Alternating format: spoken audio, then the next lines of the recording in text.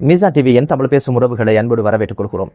Israel குண்டு தாக்குதல் குறித்த விசாரணைக்காக முன்னாள் ஜனாதிபதி கோட்டாபய ராஜபக்ச மற்றும் மிக முக்கியமான பிரபலியங்களை அழைத்து சிஐடியினர் விசாரணை நடத்தி இருப்பதான செய்திதான் இலங்கை அரசியல்ல பெரும் பூகம்பமாக வெடிச்சிருக்கு.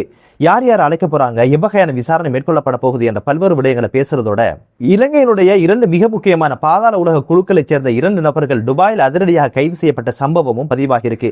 வாங்க வீடியோக்குள்ள போகலாம், விரிவாக பார்க்கலாம். இலங்கையினுடைய மிக முக்கியமான ஒரு பத்திரிகை தான் ரத்துயிர. இந்த ரத்துயிர என்ற பத்திரிகை அதிரடியாக வெளியிட்ட செய்தி தான் இப்போது இலங்கை அரசியல் வட்டத்தில் பெரும் பேசுபொருளாக மாறி இருக்கு. அது என்ன அப்படின்னு பாத்தீங்கன்னா, ஈஸ்டர் குண்டு தாக்குதலுடைய முடிச்சுக்கள் கொஞ்சம் கொஞ்சமாக அவிட ஆரம்பிச்சிருக்கு.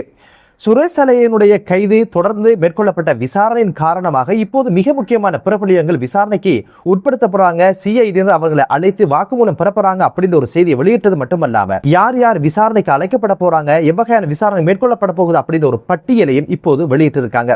இந்த பட்டியலில் முதலாவது இருக்கிறது யாரு அப்படின்னு பாத்தீங்கன்னா, கோட்டாபய ராஜபக்ஷ. ஏற்கனவே ஈஸ்டர் குண்டு தாக்குதலுடைய விசாரணைக்காக பயணத்தடை உத்தரவு பிறப்பிக்கப்பட்ட சூழ்நிலையில் தான் இப்போது கோட்டாபய ராஜபக்ஷ அவங்களுடைய பேர் இதுக்குள்ள உள்வாங்கப்பட்டிருக்கு. எதிர்வரும் தினங்கள்ல இவரை அழைத்து சிஐடி விசாரணை நடத்த போறாங்க அப்படின்னு ஒரு விஷயத்தை சொன்னது மட்டுமல்லாம அந்த பட்டியலில் முதலாவது பேராக இவருடைய பேரை குறித்த பத்திரிகை வெளியிட்டிருக்கு. இரண்டாவது பட்டியலில் யார் இருக்காங்க அப்படின்னு பாத்தீங்கன்னா, எஸ்டிஎஃப் படப்பிரிவினுடைய முன்னாள் தலைவராக இருந்த வருண ஜெயசுந்தர தன்னை கைது செய்யக்கூடாது என்பதற்கான முன்ஜாமீன் மனு ஒன்றையும் தாக்கல் செய்திருந்தார். இந்த மனு விசாரணைக்கு எடுத்துக்கொள்ளப்பட்ட சந்தர்ப்பத்தில் சிஐடி என்ன வகையான கருத்து சொன்னாங்க அப்படின்னு கேட்டீங்கன்னா, இதுவரைக்கும் வருண ஜெயசுந்தர் அவங்களை கைது செய்வதற்கான ஏற்பாடு கிடையாது அப்படின்னு சொல்லி இருந்தாங்க. அந்த சூழ்நிலையில தான் இப்போது சிஐடியினர் இவரையும் அழைத்து வாக்குமூலம் பெறப்போறாங்க என்ற செய்தி இப்போது வெளியாக இருக்கு. மூன்றாவது யாருடைய பேர் இருக்கு அப்படின்னு பாத்தீங்கன்னா, முன்னாள் புலனாய்வுடைய பிரதானியாக இருந்த கபில ஹேவா விதானகருடைய பேர் தான் இருக்குது. அதுபோக பிரபலியமான தொழிலதிபர் மற்றும் மிக முக்கியமான இராணுவ தளபதி ஒருவர், அதுபோக பயங்கரவாதம் என்ற ஒரு புத்தகத்தை எழுதிய மற்றும் ஒரு கலாநிதி, இராணுவ புலனாய்வு பிரிவினுடைய சில முக்கியமான அதிகாரிகள், இராணுவ புலனாய்வினரிடம் சம்பளம் பெற்று பல்வேறு குற்றச் செயல்களில் ஈடுபட்டு வந்த கருணா அம்மான், அதுபோக பிள்ளையான் போன்றவர்களிடம் எதிர்வரும் தினங்களில் தொடர்ச்சியாக விசாரணைகள் மேற்கொள்ளப்படும் அப்படின்ற ஒரு செய்தியைத்தான் இப்போது ரத்துயிர என்று சொல்லப்படுகின்ற நாளேடு செய்தியாக வெளியிட்டிருக்கு. எதிர்வரும் தினங்கள்ல ஈஸ்டர் குண்டு தாக்குதல் குறித்த பல்வேறு விசாரணைகளை திடுக்கிடும் செய்திகள் நிச்சயமாக வெளிவரும். இவ்வாறு விசாரணைக்காக அழைக்கப்படுறவங்க ஒன்று விசாரணையின் முடிவுல கைது செய்யப்படலாம், அல்லது கைது செய்யப்படாமலே திரும்பி வரலாம். அந்த வாக்குமூலத்தினுடைய தன்மையை பொறுத்து தான் கைது செய்யப்படுவாங்களா இல்லையா அப்படின்ற ஒரு விஷயம் தெரிய வரும். ஈஸ்டர் குண்டு தாக்குதல் அப்படின்றது ஜஹ்ரானுடைய ஒரு பயங்கரவாத செயல் என்பதில் மாற்று கருத்து கிடையாது. ஆனா ஜஹ்ரானால் இதை எப்படி கச்சிதமாக செய்ய முடிந்தது, இதுக்கு பின்னால் யாருடைய அழுத்தம் இருந்தது, யாருடைய உதவி இருந்தது, யாருடைய உபகாரம் இருந்தது, யாருடைய ஆசீர்வாதம் இருந்தது, யாருடைய தேவைக்காக இதை செய்தார் என்ற கேள்வி நியாயமானது. அந்த கேள்விக்கான பதில தான் சுரேஷ் சலையினுடைய கைதை தொடர்ந்து பல்வேறு முடிச்சுக்கள் அவிழ ஆரம்பிச்சிருக்கு. சுரேஷ் சலையுடைய வாக்குமூலத்துக்கு அமையதான் இப்போது குறித்த பிரமுகர்களை இப்போது சிஐடி அழைத்து விசாரணை நடத்த போறாங்க அப்படின்ற ஒரு செய்தியை தான் இப்போது ரத்துயிர என்று சொல்லப்படுகின்ற நாளிதழ் செய்தியாக வெளியிட்டதால் இப்போது அரசியல் வட்டத்தில் பெரும் பூகம்பமே வெடிக்க ஆரம்பிச்சிருக்கு. கோட்டாபய ராஜபக்ச போன்றவங்க கைது செய்யப்பட்டுவாங்க அப்படின்னு சொல்லித்தான் உதய கம்மம்ல டிரான் ஆலஸ், அது போக விமல் வீரவன்ச போன்றவங்க யுத்தத்தை முடிச்சவங்களை காட்டி கொடுக்க போறீங்களா, ராணுவத்தை காட்டி கொடுக்க போறீங்களா, ராணுவத்தை பழி வாங்குது அரசு அப்படின்னு சொல்லி பல்வேறு கோஷங்களோட பல கூடாரங்களை அடிச்சு உண்ணாவிரதங்கள் என்ற போர்வையில பல்வேறு போராட்டங்களை மேற்கொண்டாங்க. இறுதியில் என்னாச்சு அப்படின்னு பாத்தீங்கன்னா, சிஐடியினர் சட்டம் அனைவருக்கும் சமம் அப்படின்னு அமைப்புல இப்போது கோட்டாபய ராஜபக்ச உள்ளிட்ட குழுவினரை இப்போ விசாரணைக்கு உட்படுத்தப்படுறாங்க. இந்த ஒரு ஈஸ்டர் குண்டு தாக்குதலுக்கு பின்புலமாக இவர்கள் இருந்திருக்கிறாங்க என்ற சந்தேகத்துல தான் இப்போது விசாரணைகள் தொடங்கப்பட்டிருக்கு. இப்போது அரசு ஏதோ ஒரு வகையில உண்மையான சூத்திரதாரியை கண்டறியும் வகையில் தான் சுரேஷ் சலையினுடைய கைதிலிருந்து அந்த பயணம் ஆரம்பிச்சது. சட்டம் அனைவருக்கும் சமம் என்ற அடிப்படையில இப்போது பதவி பட்டம் தராதரம் பார்க்காமலே இப்போது விசாரணைகள் மேற்கொள்ளப்படுகின்ற இந்த சூழல்ல முன்னாள் பாராளுமன்ற உறுப்பினர் சில பேர் என்ன பண்ணிருக்காங்க அப்படின்னு பாத்தீங்கன்னா, ஜனாதிபதிக்கு ஒரு கடிதம் எழுதி கைச்சாத்திட்டு அனுப்பி வச்சிருக்காங்க. அந்த கடிதத்தினுடைய தலைப்பு என்ன அப்படின்னு பாத்தீங்கன்னா, சட்டத்தின் ஆட்சியை நிலைநிறுத்தல்.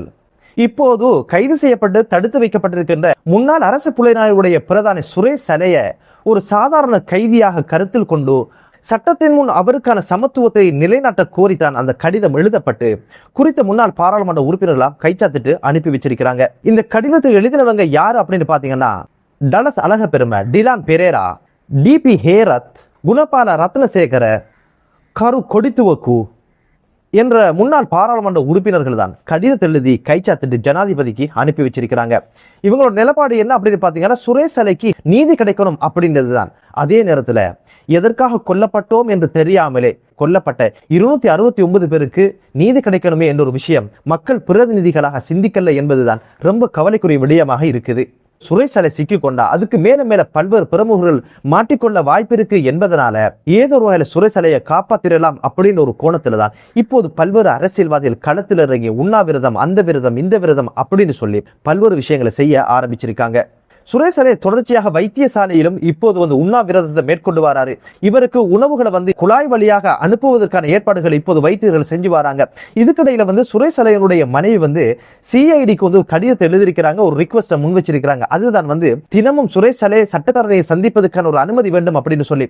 இதற்காக சிஐடி என்ன வகையான பதில கொடுத்திருக்காங்க அப்படின்னு கேட்டீங்கன்னா, நீதிமன்றத்தினுடைய உத்தரவுக்கு வாரத்தில் ஒரு நாள் தான் சட்டத்தரணியை சந்திக்க முடியும். அதுபோக ஒவ்வொரு நாட்களும் சுரேஷ் அலை சட்டத்தரணியை சந்திப்பதற்கான ஏற்பாடுகள் கிடையாது அப்படின்னு ஒரு விஷயத்தை எழுத்து மூலம் அறிவிச்சிருக்காங்க. தற்போது லேப்டாப் மற்றும் போனுடைய பாஸ்வேர்டுகள் எல்லாம் இப்போது மறந்து இருப்பதாகத்தான் சிஐடியில் சொல்லி இருக்கிறாரு. பாராளுமன்ற உறுப்பினர் தயாசிரி ஜெயசேகர விசித்திரமான ஒரு கருத்தை சொல்லியிருக்கிறாரு. இவரும் ஒரு சட்டத்தரணியா அப்படின்னு யோசிக்கிற இடத்துல தான் அவருடைய கருத்துக்கள் அமைஞ்சிருக்குது. காரணம் என்ன அப்படின்னு பாத்தீங்கன்னா, சுரேஷ் அலையை நீங்க விசாரிக்க, ஈஸ்வர குண்டு தாக்குதல் குறித்து சுரேஷ் அலையை நீங்க விசாரணைக்கு உட்படுத்துங்க, பரவாயில்ல. ஆனா அவருடைய லேப்டாப்பையோ அவருடைய போனையோ திறப்பதுக்காக பாஸ்வேர்டை கேட்காதங்க. காரணம் என்ன அப்படின்னு பாத்தீங்கன்னா, இறுதி யுத்தத்துல அனைத்து உளவு தகவல்களும் சுரேஷ் அலைக்கு தான் கிடைச்சிருந்தது. தமிழ்ச்செல்வன் போன்றவங்களை படுகொலை செய்வதற்கான பல்வேறு உளவு தகவல்கள் கிடைச்சிருந்தது. அந்த உளவு தகவல்களை வச்சுதான் அவ்வாறான விஷயங்கள் நடந்து முடிஞ்சது. நீங்க இப்ப பாஸ்வேர்டு எடுத்து இவைகளை திறந்து அதுல இருக்கிற உளவு தகவல்கள் வெளியே வந்தா இறுதி யுத்தத்துல என்னென்ன விஷயங்கள் நடந்தது அப்படின்னு ஒரு விஷயம் உலகத்துக்கே தெரிஞ்சு போகும். இந்த ஒரு விஷயம் ஆரோக்கியம் இல்லை.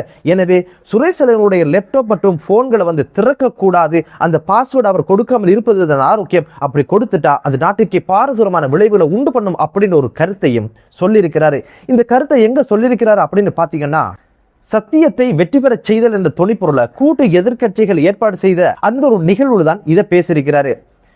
சுரேஷ் அலை எதுக்கு கைது செய்யப்பட்டாரு, என்ன வகையான விசாரணை மேற்கொள்ளப்படுது, ஈஸ்வர குண்டு தாக்குதல் குறித்து அவர் என்ன வாக்குமூலங்களை வழங்கியிருக்கிறாரு, இதுல எவ்வகையான திருப்பு முனைகள் ஏற்பட்டிருக்கு, இந்த ஒரு விசாரணை சுயாதீனமா நடந்து முடியட்டும் அப்படின்றதெல்லாம் தாண்டி ஒரு மக்கள் பிரதிநிதியாக அந்த லேப்டாப்பை தொட்டுறாதங்க, போனை திறந்துடாதங்க, மிகப்பெரிய ஒரு ஆபத்து காத்திருக்கு அப்படின்னு சொல்லி இறுதி யுத்தத்தையும் சுரேஷ் அலையுடைய விசாரணையும் கனெக்ட் பண்ணி பேசுகின்ற ஒரு இடத்துல தயாசிரி ஜெயசேகர நிக்கிறாரு. தயாசிரி ஜெயசேகர சுதந்திர கட்சியை சேர்ந்தவர். இவங்களுடைய ஆட்சி காலத்துல தான் மைத்திரிபால சிறிசேன ஜனாதிபதியாக இருக்கின்ற சூழ்நிலையில் தான் இந்த ஈஸ்வர குண்டு தாக்குதல் நடந்து முடிஞ்சது. இந்த ஒரு தாக்குதலை கச்சிதமாக தடுத்து நிறுத்த முடியுமான வழிவகையில் இருந்தும் அந்த ஒரு விஷயத்தை தடுத்து நிறுத்தாமலே அந்த ஒரு தாக்குதல் நடந்து முடிஞ்சிச்சு. இதுக்கான பொறுப்பை யாரு கூறணும் அப்படின்னு கேட்டீங்கன்னா, முன்னே நாள் ஜனாதிபதி மைத்திரிபால சிறிசேன. சுரேஷ் அலை சிக்கிக்கொண்டால் இதுக்கு மேல யார் யாரெல்லாம் சிக்குவாங்க அப்படின்னு ஒரு விஷயம் தெரிஞ்சதுனாலதான் இப்போது சுரேஷ் அலையை பாதுகாக்கிற என்ற போர்வையில அனைவரையும் பாதுகாக்கின்ற ஒரு காரியத்தை அனைத்து அரசியல்வாதிகளும் முன்னின்று செய்யறாங்க.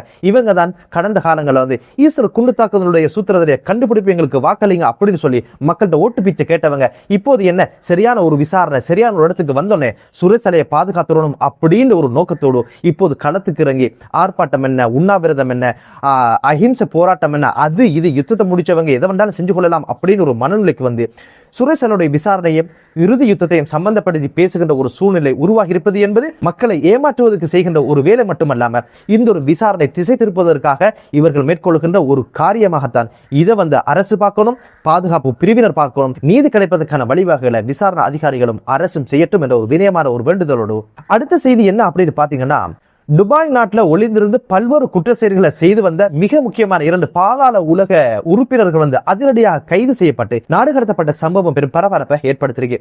நாட்டில் சிக்கிக்கொள்ள கூடாது என்பதற்காக துபாயில ஒளிந்திருந்து பல்வேறு குற்ற செயல்களை, போதைக்கு போதை, கொலைக்கு கொலை என்ற பல்வேறு குற்ற செயல்களை செய்து வந்தவங்க இப்போது எங்கோ நடந்த யுத்தத்தின் காரணமாக இப்போது அவங்க கைது செய்யப்பட்டிருக்கிறாங்க. எதனால் இவங்க கைது செய்யப்பட்டாங்க அப்படின்னு பாத்தீங்கன்னா, ஈரான் துபாய் மீது மேற்கொண்ட தாக்குதலுக்கு இலக்கான இடங்களோட போட்டோக்கள், வீடியோக்களை சமூக ஊடகங்களை பரப்பினாங்க அல்லது போன்ல வச்சிருந்தாங்க என்ற குற்றச்சாட்டு தான் கைது செய்யப்பட்டு சிறையில் அடைக்கப்பட்டு இப்போது நாடு கடத்தப்பட்டு இருக்காங்க.